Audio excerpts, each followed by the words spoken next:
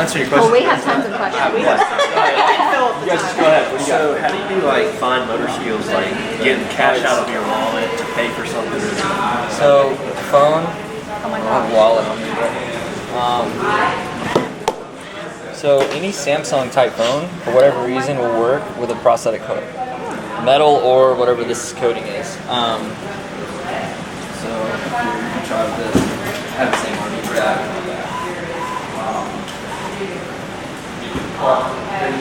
Hold up. So the control, right? That was your question. Right. So I know that's a mechanical arm. How it works is this liner has holes cut in it. So if you see that, you see my skin? Yeah. So I want everybody to take their left hand and put it out in front of them and give me a thumbs up. Alright. Now, I want you to take your right hand and put it on your forearm. Can you put that down? Sorry. Just relax your hand. Just relax. Relax. Keep your arm there. You good? Alright, now I want you to flex your hand out towards me. Flex your wrist like that. So do extension and then do flexion. Come in. Now go back and forth 10 times. Open, close, open, close, open, close. Like 10. Open, close, open, close. So you guys see my nub moving? Yeah. Okay. So the same muscle group, the same neural pathway from the hand to the brain to the hand is still there. I just don't have the fingers and the wrists and all that. So below elbow, bioelectric control is relatively intuitive. So it's obviously a learned feature on the patient. So I have to learn to contract these muscles at a proper rate or else it's going to go crazy, right? So if you look at these little sensors in here, you guys see those sensors? Yeah, that's wild. So they're electrodes, you can call them. And so they touch my skin. And when I do that contraction, it picks up like a microvolt of an impulse of a muscle movement, and it sends a signal to the computer in the other hand, depending on what I'm using, telling me to open and close. Do you have to use more force the heavier the object you're trying to pick up? So that's a good question. So when I put it on, all right, and I'm using a pen lock, just like a lot of BK patients will wear. You guys know this system. I don't like. I mean, they might fit suction with arm amputees, but it doesn't. I mean, I need something heavy duty, right? So I don't like when I cut holes in these expensive liners. So when I grab something heavy, right, I go ahead and grab it and I squeeze down all the way, so I know I have the full grip. And then I just think about relaxing. And I visualize my arms like a plane. So if you take your arm, and it's hard to, so okay, let's say you grab a, like, you guys have a dumbbell. Go ahead and in your right hand, you have a dumbbell. Lock your elbow and like come straight out in front of you, right? Alright, so when I lift objects, that's what I visualize. Because I'm missing half my arm, if I try to go flex inside arm, outside arm, or even do a co-contraction, it may or may not make it fire. So I visualize lifting through the arm, and then I can actually hold and move objects without shutting it off. So a lot of people I teach, when they're learning, they'll grab things, and if you guys are out in the field teaching people, they might grab an object and they're hypersensitive. They're gonna like, as soon as they go to grab it, it might open again. They don't have the concept of muscle isolation. And that's why when you guys do like myo training for arm amputees, like myo training, you guys test to see where can an electrode be a possible potential site. And so what you guys are gonna do pre-prosthetic training wise is get the muscle strong. When you do amputee, like if you sit there and open your, like how many times a day do you open and close your hands? Like 3,000? So just open and close your arm for me, your hand. Show your muscles off. Here you go. Open and close. So these guys are moving, right? You just lost your arm today. Well, in about 2.5 weeks or even sooner, you can still contract those muscles, right? But it's independent contraction. And that's why we say wrist flex and extension. So go in and out. So you see how much more isolated that is versus just open your hand? Close your hand, open, close. You see what I'm saying? For sure. So when we teach, that's what we kind of try to do. And all the folks that I've been around, and amputees, especially, we talk about teaching almost like stroke rehab. Right? We have a neuro approach instead of like doing repetition, which is sort of the old school way to teach an amputee how to do things. If you look at it as a stroke patient, like you have somebody that just has a stroke and their arms flail.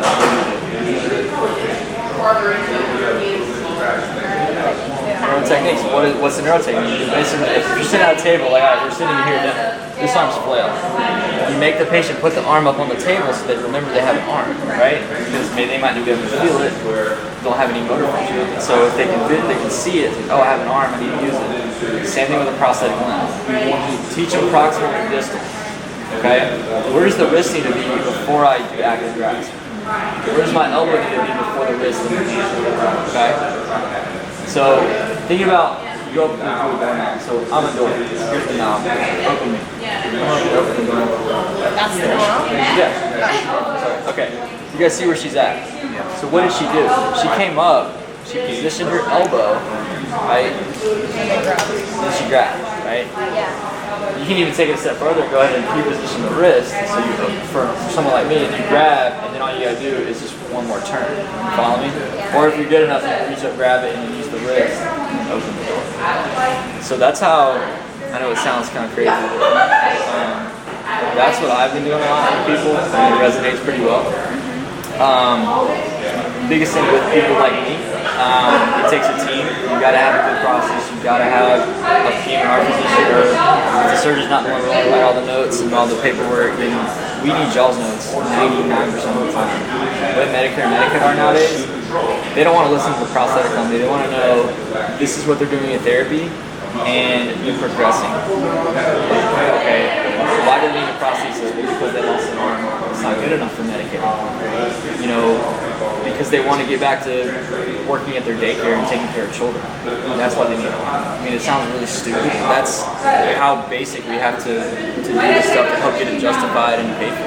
You know, and then you start off really early showing signs of pre-prosthetic training, but that helps build a case and justify why the patient needs what they need. It sounds really stupid. It's like the dude lost his arm. Of course he needs an arm. But insurance companies don't look at that. Look at it that way. I say they all have hands, and that's the problem. They need to be in there improving stuff. Just kidding.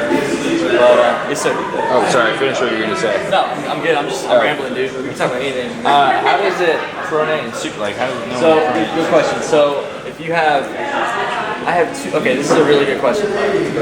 I have 2 electrodes or 2 sensors doing 4 functions. Right? Open, close, pronation, maybe supination. I forget which one's which. Pronate, supinate, right? Rotation. So how does that work? So open, close, I do a slow contraction, and mine are program. If I do a quick contraction, hold it. So do my flexor and hold, rotates this way. Flexor and hold, or extensor and hold, rotates that way. So flexor, extensor, flexor, extensor, flexor, Theoretically, man, like however quickly you can fire your muscle should be how quickly the prosthesis should react. But with an electronic device, there's always a delay. With anything electronic, there's always a little bit of a delay before the person. It's almost like all these new cars nowadays. I don't know if you guys are car people, but their throttles are throttled by wire, meaning the accelerator's not even connected to. It's computerized, and so it's like you hit the gas, and the computer tells it how much gas to hit. Versus the old school, like you got a cable running from your pedal to your carburetor, baby, on that. So it's weird, man.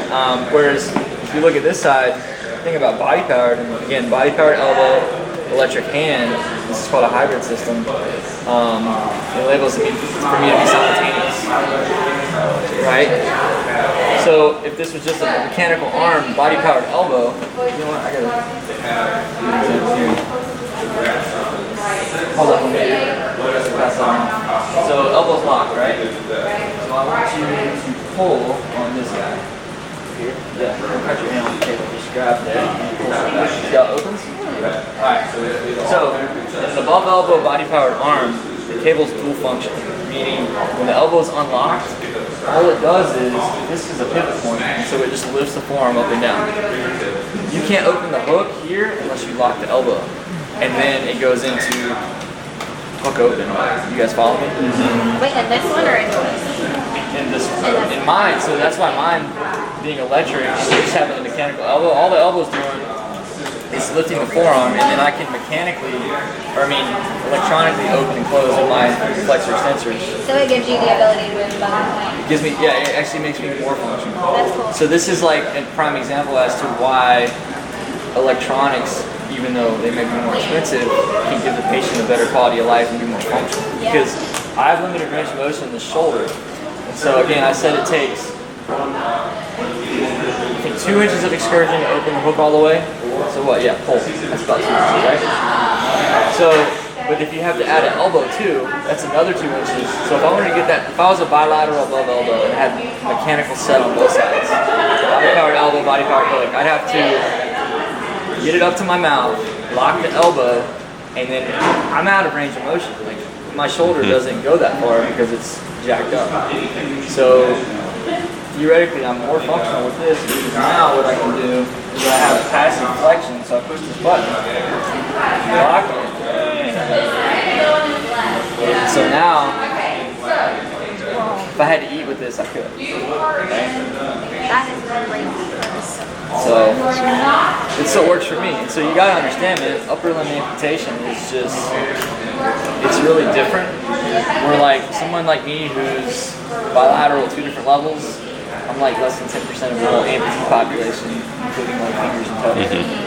So it's like, what you do with a case like me, a lot of people freak out, but rule number 1 is don't freak out.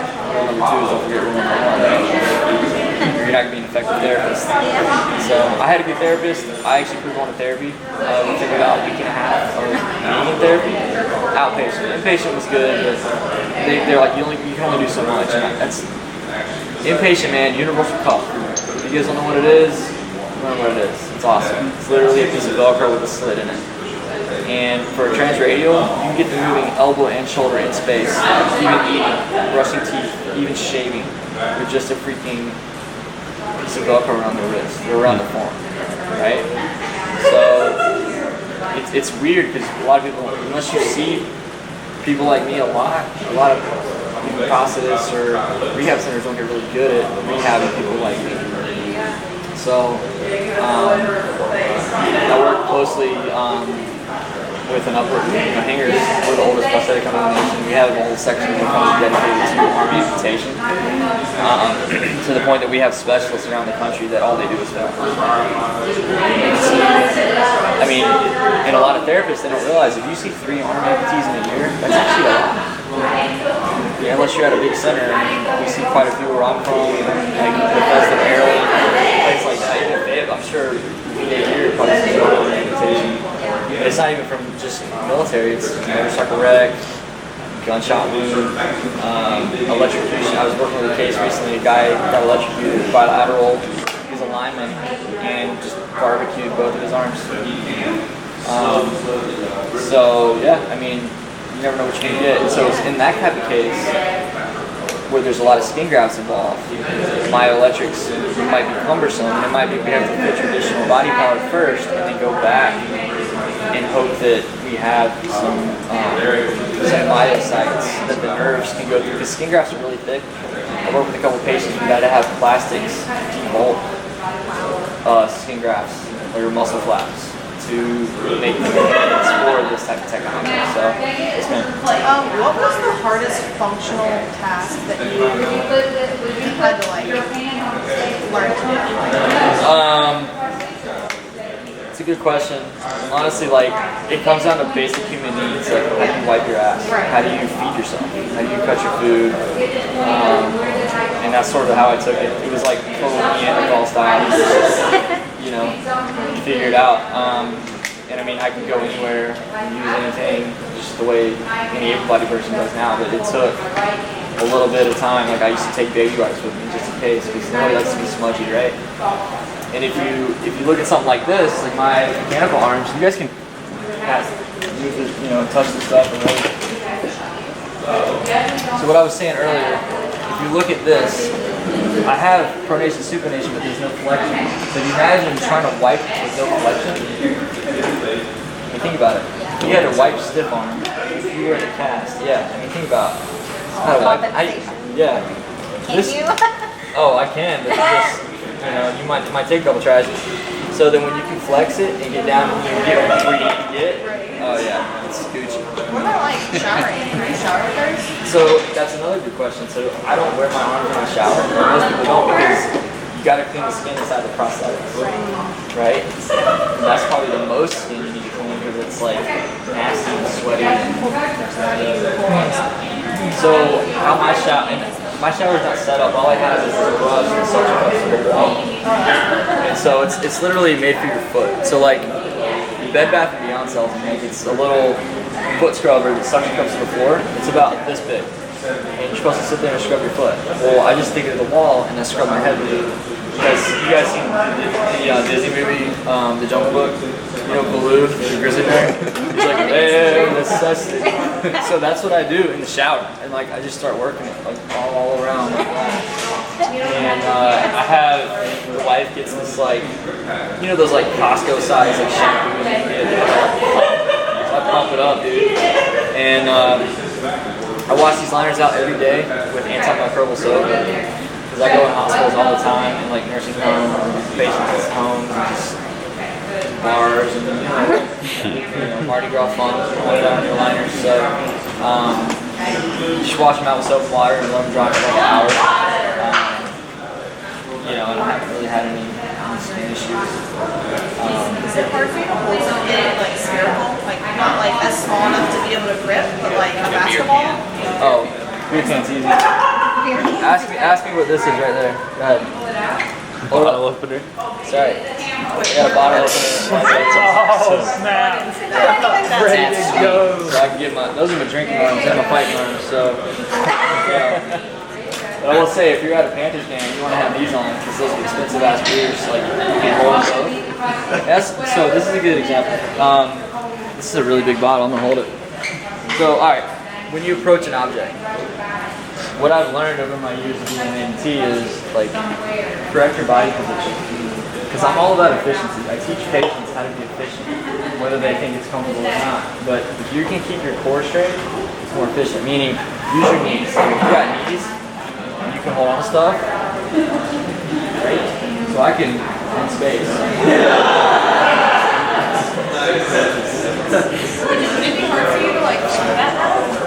Do what? Like throw it if you wanted to like throw? So again, you're dealing with electronics. So there's always a little bit of delay. So you have to time it. It's really hard. Like you're never gonna get the amount of power you'll have with a human hand because when you guys throw a baseball, you don't think about it, you just do it, right?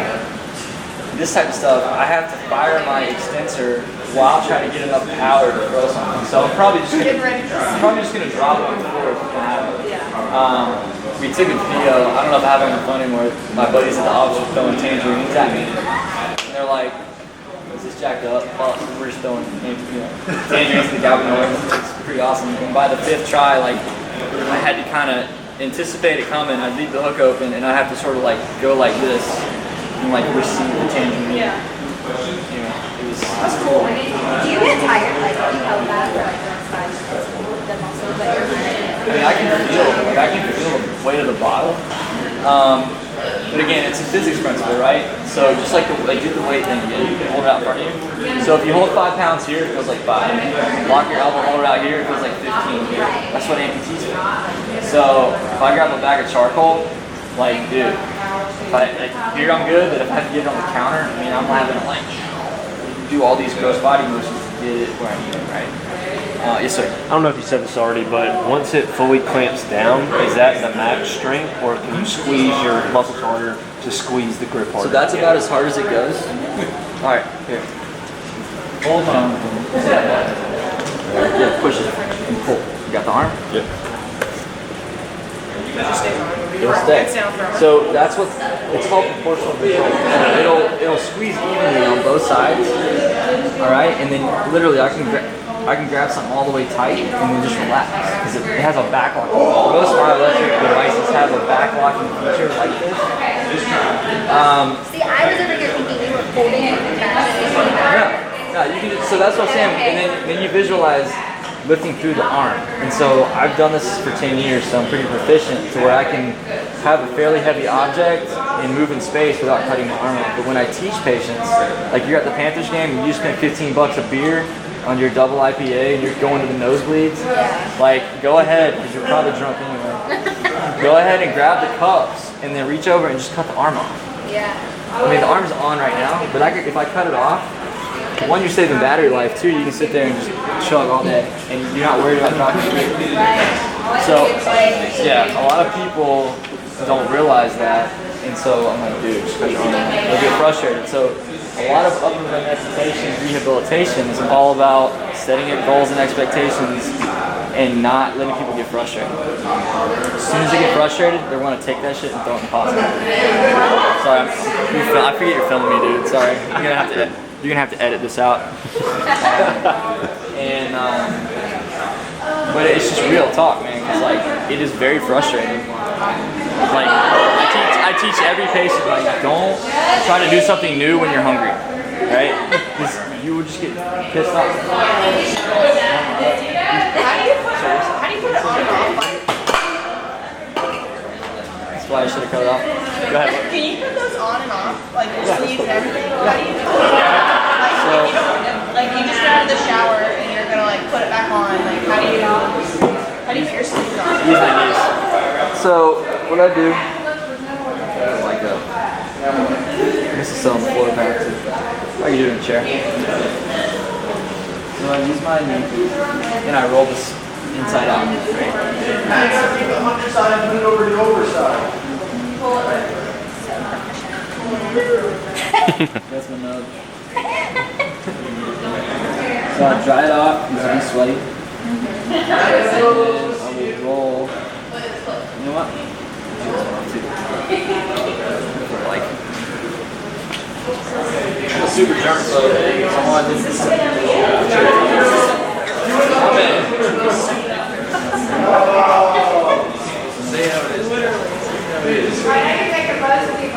Alright. Push this button, cut it off.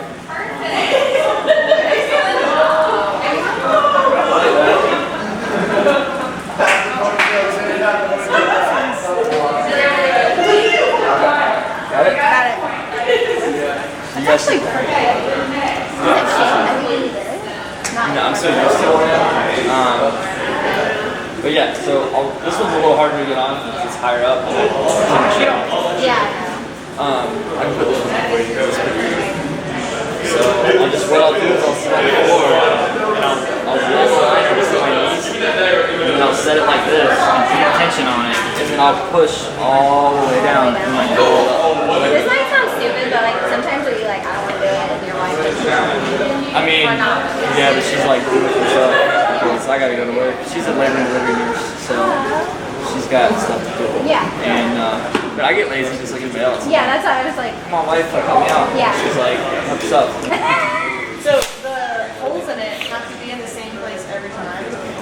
I feel like that would be so difficult when it's inside out. That's why a lot of people like this because the frustration piece. If the pin's not straight, it won't click into the hole. Yeah. So I just, like I said, I'm not your average patient. This isn't how they normally fit arm amputees. I tell them this is how arms work. Well, how long, like in the morning, or whenever you put them on, like do you give yourself to like This try morning, to like get through stuff? I was late to a meeting. I was supposed to be there at 8. I had to drop my kid off. I mean, it can take 2.5 hours if I have to do it with my son because one, I'm chasing him around the car. Two, changing his diaper, feeding him. He's better now that he's almost 3. He's a little better, but when you have to do everything for him. I mean, just the car seat, man. Like navigating the car seat. I mean, it took me 15 minutes. It's like almost 80 degrees, 1,000% humidity in Charlotte this morning, and I'm like sweating my lights off. I literally got to the office and like took his office poured sweat out. I mean, it's just, If it starts raining outside, are you good? Oh yeah. So it's like a cell phone, dude. Like you can go out in the rain with it, but if you dive in the lake, it's done. So no swimming for you. yeah. Well, with the arms, I mean, but see, now these are cool because they don't have any electrical componentry. So I mean, dude, when I had a dirt bike, I could pick a 300-pound dirt bike up off the ground because the cool thing is you have the liners as one form of suspension. Your form of suspension is how the arm is held onto the body, right? The second form is the harness. So literally, you could grab the frame of the bike and just lean back into the harness. And it's like this is the harness is called Nacon. It's literally the same material as a seatbelt. So you're not gonna rip a seatbelt. That's why you have to cut seatbelts. So you can lean back and just hold like that and lift more weight, right? As long as you can the pressure on your So shoulder. when would you use like these? I mean, I guess more like when you're picking up. Dude, all the time yard work. Yeah. Like I climb on the roof and blow the weeds out of the gutters with those. You know, it's just I wear those all the time. Yeah. But I mean, as I've gotten older, I've started wearing these more because it's so much more efficient to eat with. You're always like, yeah. Try to pull this cable. I want you guys to pull this one right here. Grab this with your hand. You're gonna have to. Somebody's gonna have to hold the arm in, but don't let the hook pinch you. Get it into like a straight line. Yeah, no, pull straight back. So that's every time I open it to grab a piece of paper or to grab like a 10-pound weight. That's how much a lot of pressure. So that's the difference between body power and electronic. You control the force. For me, missing both hands, I need enough force to twist the gas cap off my car, squeeze the pump handle, to holding a styrofoam coffee cup. If I'm holding the coffee cup, I'm like this. Because if I relax, it's just gonna smash it. Yeah. So like electric one, like it's a lot easier once you learn how to control it. So there's always a trade-off. What was, as a patient, like what was the most frustrating thing for you with like people that you would see in public? Like I know you kind of mentioned in the grocery store, like with little kids, parents are kind of like, oh, but like people trying to hold doors for you, like this stuff like that. No, it never really bothered me, man. Just because like I feel here's my philosophy on that kind of stuff. Is I think you would hold a door for me even if I had both my hands. Right? And so I'm like, I feel like people are inherently good for the most part. I want to believe that. So if you want to believe it, but y'all go driving in Charlotte and you'll realize real quick. So yeah, it's not really bothered me. I mean, I've had people come up to me and like give me money. I've had people come up to me and just like, it's weird, man. I'm like, I'm good. No. It's like, okay, thanks. I don't need your money, but thank you. You don't want to be rude. It's like, I don't know, man. People just, I guess it makes them feel better. Help a handicapped guy, I don't know. You better believe I use handicap parking. Because I'm a damn taxpayer and I'm using it. Grandma can kiss my butt. Okay, question. So these, or this one and the one you wore coming in today, how much do those cost like combined? They can be anywhere from $50,000 to $100,000. Does insurance pay for it? Absolutely. So Medicare does pay for, North Carolina Medicare does pay for electronic prosthesis. Okay, cool. Until the laws change. Medicaid, not so much. So Medicare is federal and Medicaid is state. So it depends. North Carolina mechanical is sort of what you're looking at. And so we try to have a protocol where, I mean, because we're a large company, we don't send people away. We work with them until we can figure out a way to get them what they want. Because it's frustrating. And why should that cost so much? It should. I'll agree with that. It's just there's a lot of other things going on. I hate to say it's supply and demand, man, but yeah. I got one question. Your stylist is